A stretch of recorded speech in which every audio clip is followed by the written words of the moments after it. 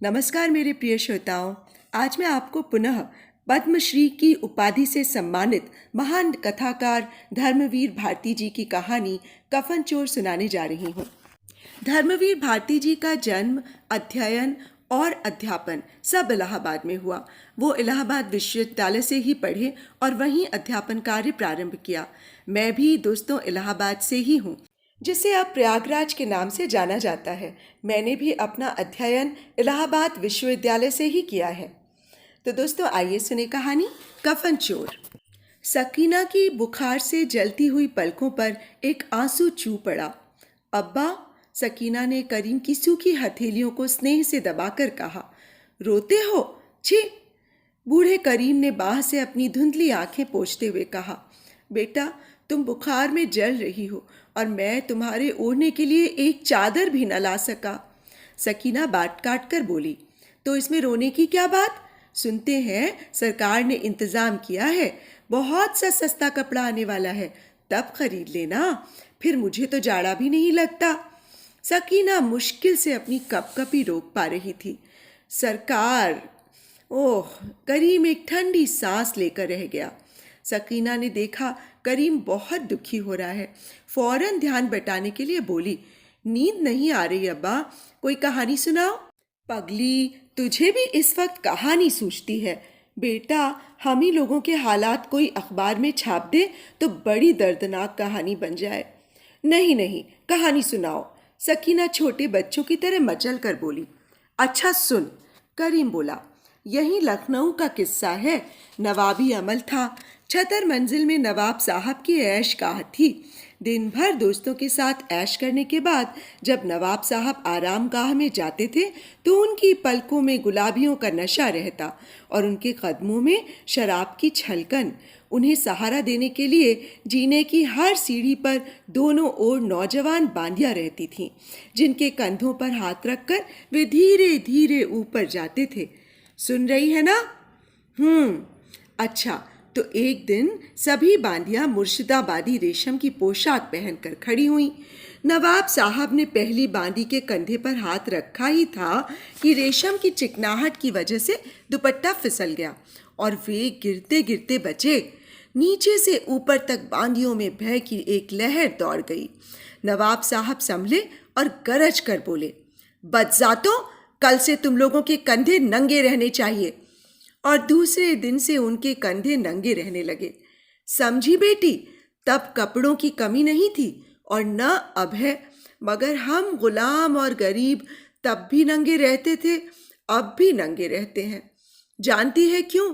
ताकि अमीर लोग हमारे नंगे कंधों पर आसानी से हाथ जमाकर सोने और चांदी की सीढ़ियों पर चढ़ सकें। सो गई सकीना? सकीना सो गई थी। करीम उठा, एक फटी चटाई पर बाहों पर सिर रखकर लेट रहा। उसने दोपहर से कुछ नहीं खाया था। भूख लगी थी मगर वो धीरे धीरे सो गया। हिंदुस्तानियों को आदत है कि जब वे भूखे होते हैं तो सो जाते हैं और सपने देखने लगते हैं। करीम ने भी एक सपना देखा। हिंदुस्तानियों की तरह वो भी इस दुनिया से ऊब कर बहिश्त चला गया। आगे आगे कांपता हुआ करीम और पीछे पीछे अपने फटे कुर्ते को संभालती हुई मासूम सकीना। सामने तख्त पर खुदा था। करीम ने सिर झुकाकर कहा, या खुदा, हम लोग नंगे हैं, भूखे हैं। खुदा ने अपनी आंखें उठाई। सकीना पर उसकी निगाह गड़ गई और उन्होंने बगल में बैठे हुए एक फरिश्ते से कहा, हजरत, मैं देखता हूं कि भूख में भी आदमी का हुस्न निखरता जाता है। फरिश्ते ने अदब से सिर झुकाकर कहा, हुजूर की नायाब कुदरत। खुदा ने खुश होकर कहा, अच्छा, तो इस हसीना का नाम हूरों में दर्ज कर लो। फरिश्ते सकीना की ओर बढ़े। खबरदार! करीम की भूखी पसलियां गरज उठीं। खुदा ने उसे देखा। ये कौन है? निकालो इसे। कमबख्त, तूने इंसाफ का ठेका लिया है? करीम चीखा। उफ, तुझ में खुदाई हो, मगर तूने अभी तक इंसानियत नहीं सीखी है। ओ धोखेबाज खुदा! सकीना फरिश्तों के हाथों में छटपटाती हुई चीखी। अब्बा! करीम की आंखें खुल गईं। छटपटाती हुई सकीना चीख रही थी, अब्बा! करीम घबरा कर उठा। अब्बा, जूड़ी चढ़ रही है। थरथराती हुई सकीना बोली। वो पानी से निकली हुई मछली की तरह छटपटा रही थी। करीम लाचार होकर उसकी ओर देखता रहा। उसके पास नाम के लिए एक धोती भी न थी कि पूस की रात में जूड़ी से कांपती हुई रोगिन बेटी को उड़ा दे। हाथ ऐंठ रहे हैं अब्बा, कहकर उसने हाथ झटके और महीनों का पहना हुआ जर्जर कुर्ता बगल के पास से चर्रा कर फट गया। सकीना ने कोहनियों से लाज ढकने की कोशिश की, मगर उसके हाथ की नसें तनी जा रही थीं। वो शर्म से तड़प गई। करीम से अब न बर्दाश्त हुआ। उसकी आंखों में खून उतर आया। उसका रोम रोम सुलग उठा और उसने पैर पटक कर कहा, सखी, सखी, मैं कहीं से तुम्हारे लिए कपड़ा लाऊंगा बेटी, कहीं से। और झोंके की तरह वो बाहर निकल पड़ा।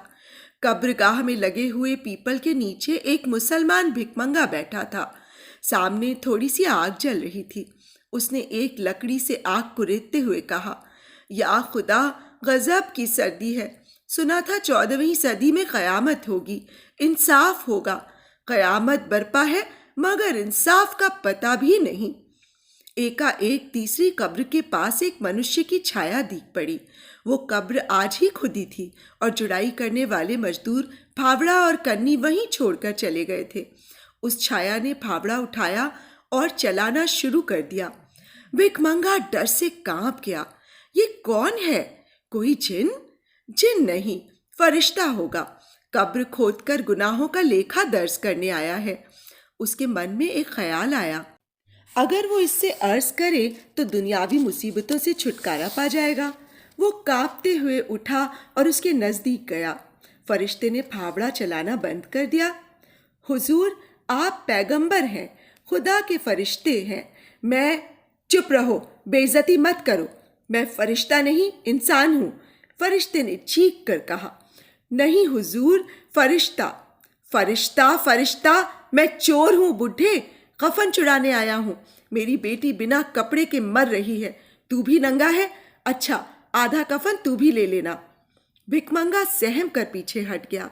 डर से उसकी घिघी बन गई और उसके बाद चीख कर बोला, चोर चोर! रखवाले की झोपड़ी से कई लोग दौड़ पड़े। दूसरे दिन लखनऊ में बिजली की तरह इस अनोखी चोरी की खबर फैल गई। सुबह क्लॉथ कंट्रोल ऑफिसर जब चाय पीने बैठे तो उनकी पत्नी ने चाय ढालते हुए कहा, सुना तुमने? कल एक आदमी कफन चुराते हुए पकड़ा गया। पागल हो गई हो क्या? ओवरकोट और मफलर से कान और छाती को ढकते हुए उन्होंने कहा, कपड़े की ऐसी भी क्या कमी? और फिर आदमी चाहे मर जाए, कब्र खोदकर कफन चुराने नहीं जाएगा। फर के दस्ताने से ढकी उंगलियों से चाय का प्याला उठाते हुए उन्होंने जवाब दिया। तो अभी आप सुन रहे थे धर्मवीर भारती जी द्वारा लिखित एक कहानी कफन चोर। बहुत ही मार्मिक कहानी थी दोस्तों। गरीबी इंसान से क्या क्या नहीं करवाती। आप सबको यदि मेरा कथावाचन पसंद आया हो तो कृपया मेरे इस चैनल को सब्सक्राइब कर लीजिएगा और मेरी कहानियों को लाइक और शेयर, और हाँ, बेल आइकन ज़रूर दबा लीजिएगा। तो अब मुझे इजाज़त दीजिए। नमस्कार।